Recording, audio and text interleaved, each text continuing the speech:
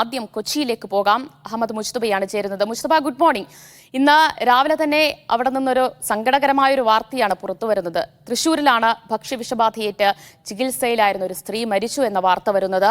ഞായറാഴ്ചയാണെന്ന് തോന്നുന്നു. അവിടെ കുഴിമന്തി കഴിച്ച ഒരുപാട് പേർക്ക് ആരോഗ്യ പ്രശ്നങ്ങൾ ഉണ്ടാകുന്നു. തുടർന്ന് 100-ലധികം പേർ ചികിത്സ തേടുന്നതൊക്കെ. എന്താണ് അതുമായി ബന്ധപ്പെട്ട വാർത്ത? ഒപ്പം മധ്യ കേരളത്തിൽ നിന്നുള്ള മറ്റു പ്രധാന വാർത്തകൾ എന്തൊക്കെയാണ്?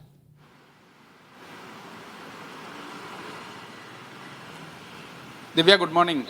നേരത്തെ സൂചിപ്പിച്ചതുപോലെ രാവിലെ തന്നെ ഒരു സങ്കടകരമായ വാർത്തയാണ് പങ്കുവെക്കാനുള്ളത്. തൃശ്ശൂരിൽ പെരിഞ്ഞനത്ത് കഴിഞ്ഞ ദിവസം പെരിഞ്ഞനം സെൻറ്ററിലെ ഒരു ഹോട്ടലിൽ നിന്ന് ഭക്ഷണം കഴിച്ച ധാരാളം പേർ ഇങ്ങനെ ആശുപത്രിയിൽ സമാനമായ ലക്ഷണങ്ങളോടുകൂടി വിഷബാധയുമായി ബന്ധപ്പെട്ട അല്ലെങ്കിൽ അതിന് സമാനമായ ലക്ഷണങ്ങളോടുകൂടി ചികിത്സയിൽ കഴിഞ്ഞിരുന്നു. ആ ചികിത്സയിൽ കഴിഞ്ഞ ഒരാളാണ് ഇപ്പോൾ മരിച്ചിരിക്കുന്നത്. ഉസൈബ.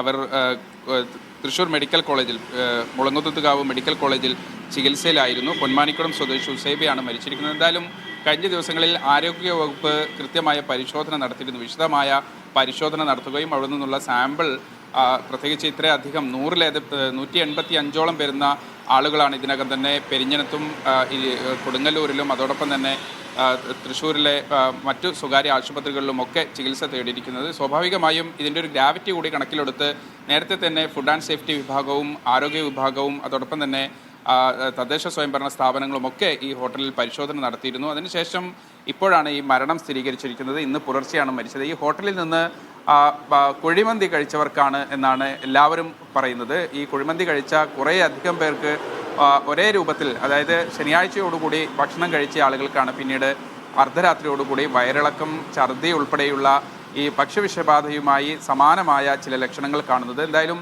പരിശോധന കർശനമായി തന്നെ നടന്നിരുന്നു. മാത്രമല്ല നിരവധി പരാതികൾ ബന്ധപ്പെട്ട ആളുകൾക്കൊക്കെ ലഭിക്കുകയും ചെയ്തു. ആരോഗ്യവകുപ്പാണ് പ്രാഥമിക ഘട്ടത്തിൽ പരിശോധന നടത്തിയത്. ഈ ഹോട്ടലിൽ നിന്ന് വൃത്തിഹീനമായ സാഹചര്യത്തിലാണ് ഭക്ഷണം പാകം ചെയ്തത് എന്നത് കണ്ടെത്തിയിട്ടുണ്ട്. പക്ഷേ നമുക്ക് നേരത്തെയുള്ള സമാനമായ ചില മരണങ്ങളുമൊക്കെ കേരളത്തിൽ റിപ്പോർട്ട് ചെയ്തിട്ടുണ്ട്. അതിലൊക്കെ ഈ മയോണൈസിൻ്റെ അംശം ഈ വിഷബാധയിലേക്ക് കടന്നതായുള്ള നിഗമനങ്ങളിൽ എത്തുകയും അതോടൊപ്പം തന്നെ ഈ മയോണൈസ് പ്രിപ്പയർ ചെയ്യേണ്ട ചില പ്രത്യേക രൂപം, പ്രത്യേകിച്ച് പച്ചമുട്ട ഉപയോഗിച്ച് മയോണൈസ് കുക്ക് ചെയ്യാൻ പാടില്ല എന്നതുൾപ്പെടെയുള്ള നിർദ്ദേശങ്ങളൊക്കെ വന്നതാണ്. എന്തായാലും ആ തരത്തിലുള്ള കുറച്ചുകൂടി വിശദമായ പരിശോധന കൂടി ഈ ഘട്ടത്തിൽ, പ്രത്യേകിച്ച് ഇത്രയധികം ആളുകൾക്ക് ഇങ്ങനെ ഭക്ഷ്യവിഷബാധ ഏറ്റ ഒരു സാഹചര്യം കൂടി പരിഗണിച്ച് അത്തരത്തിലുള്ള ഒരു പരിശോധനയിലേക്ക് കൂടി കടക്കും. ഇപ്പോൾ ഈ മരിച്ച ഉസൈബയുടെ മൃതദേഹം മുളങ്കുന്നത്തുകാവ് മെഡിക്കൽ കോളേജ് ആശുപത്രിയിലാണുള്ളത്. പക്ഷേ ഇന്ന് കൂടുതൽ അത് സംബന്ധിച്ച പ്രതികരണങ്ങളും ബന്ധപ്പെട്ട കുടുംബാംഗങ്ങളുടെ പ്രതികരണവും ഒക്കെ ഉണ്ടാകാനുള്ളൊരു സാധ്യതയുണ്ട്. ഈ പ്രതിഷേധം കണക്കുകയാണ്. പ്രദേശത്തെ പെരിഞ്ഞനത്തെ ഹോട്ടൽ അടച്ചുപൂട്ടുകയും ഉൾപ്പെടെയുള്ള നടപടികളിലേക്ക് കടന്നിട്ടുണ്ടെങ്കിൽ പോലും ഇതുവരെ മറ്റു അനുബന്ധ നടപടികളിലേക്കൊന്നും കടന്നിട്ടില്ല.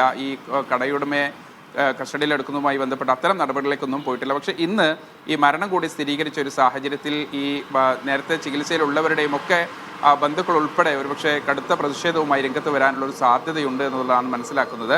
എന്തായാലും മധ്യകേരളത്തിലേക്ക് വന്നാൽ മധ്യകേരളത്തിൽ നിന്ന് ധാരാളമായ വാർത്തകൾ ഇന്നുണ്ട്. പ്രത്യേകിച്ച് ഹൈക്കോടതി ഉൾപ്പെടെയുള്ള വാർത്തകളുണ്ട്. ഒന്ന്, മരട് കായലിൽ മത്സ്യം ചത്തുപൊങ്ങിയതുമായി ബന്ധപ്പെട്ട് നേരത്തെ പെരിയാറിന് സമാനമായി മരട് കായലിൽ മത്സ്യം ചത്തുപൊങ്ങിയിരുന്നു. അവിടെ കൂട് കൃഷി നടത്തിയിരുന്ന ഏകദേശം 3-4 അധികം സംരംഭകരുടെ മത്സ്യങ്ങൾ കഴിഞ്ഞ 5 വർഷമായി അവർ കൃഷി ചെയ്യുന്നവരാണ്. അവരുടെ മത്സ്യങ്ങൾ ചത്തുപൊങ്ങി.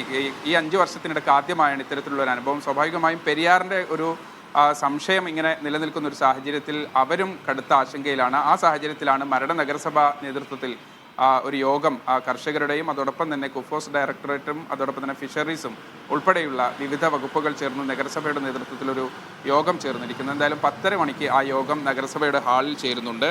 മറ്റൊന്ന്, ഇന്നലെ പ്രമാദമായ ഒരു കേസ്, ഗുണ്ടാ നേതാവിൻ്റെ വിരുന്നിൽ, തമ്മനം ഫൈസലിൻ്റെ വീട്ടിൽ സംഘടിപ്പിച്ച വിരുന്നിൽ ഡിവൈഎസ്പി ഉൾപ്പെടെയുള്ള സംഘം പങ്കെടുത്തിരുന്നു. 3 പോലീസുകാർക്ക് സസ്പെൻഷനും അതോടൊപ്പം തന്നെ ഈ ഡിവൈഎസ്പിയെ സസ്പെൻഡ് ചെയ്യാൻ മുഖ്യമന്ത്രി ഉത്തരവിടുകയുമൊക്കെ ഇന്നലത്തെ ഡെവലപ്മെൻ്റാണ്. എന്തായാലും ആലുവ റൂറൽ എസ്.പിയുടെ ഒരു അന്വേഷണം ഇതിന് സമാനമായി നടക്കുന്നുണ്ട്. വിശദമായ ഒരു റിപ്പോർട്ട് അക്കാര്യത്തിൽ ഇന്നുണ്ടാകുമെന്നാണ് മനസ്സിലാക്കുന്നത്. മറ്റൊന്ന്, ഈ PCBയുടെ പരിശോധന പെരിയാർ മത്സ്യക്കുരുതിയുമായി ബന്ധപ്പെട്ട് വിവിധ കമ്പനികളെ കേന്ദ്രീകരിച്ച് കുറച്ചുകൂടി എക്സ്റ്റൻസീവ് സ്വഭാവത്തിലുള്ള ഒരു പരിശോധന നടക്കുകയാണ്. ആ പരിശോധന ഇന്നും തുടരുമെന്നാണ് മനസ്സിലാക്കുന്നത്. പ്രത്യേകിച്ച് ഇന്നലെ 2 കമ്പനികൾക്ക് നോട്ടീസ് നൽകുകയും ഒരു കമ്പനിയോട് പൂട്ടാൻ ആവശ്യപ്പെടുകയും ഒക്കെ ചെയ്തിരുന്നു. കർശനമായ നടപടിയിലേക്ക്, പ്രത്യേകിച്ച് വിവിധ പ്രദേശങ്ങളിൽ നിന്ന് കർശനമായ രൂക്ഷമായ വിമർശനം വരുന്നൊരു സാഹചര്യം കൂടി പരിഗണിച്ചാൽ എന്തായാലും ആ പരിശോധന തുടരുകയും വിവിധ കമ്പനികളെ കേന്ദ്രീകരിച്ച് അവരുടെ പെരിയാറിലേക്ക് ഒഴുക്കുന്ന മാലിന്യത്തിൻ്റെ തോതും അതോടൊപ്പം തന്നെ നിയന്ത്രിത അളവുമൊക്കെ കണ്ടെത്തി കർശനമായ നടപടികളിലേക്കും പരിശോധനകളിലേക്കും കടക്കുമെന്നാണ് മനസ്സിലാക്കുന്നത്. മറ്റൊന്ന്, സുരേഷ് ഗോപി ഉൾപ്പെട്ട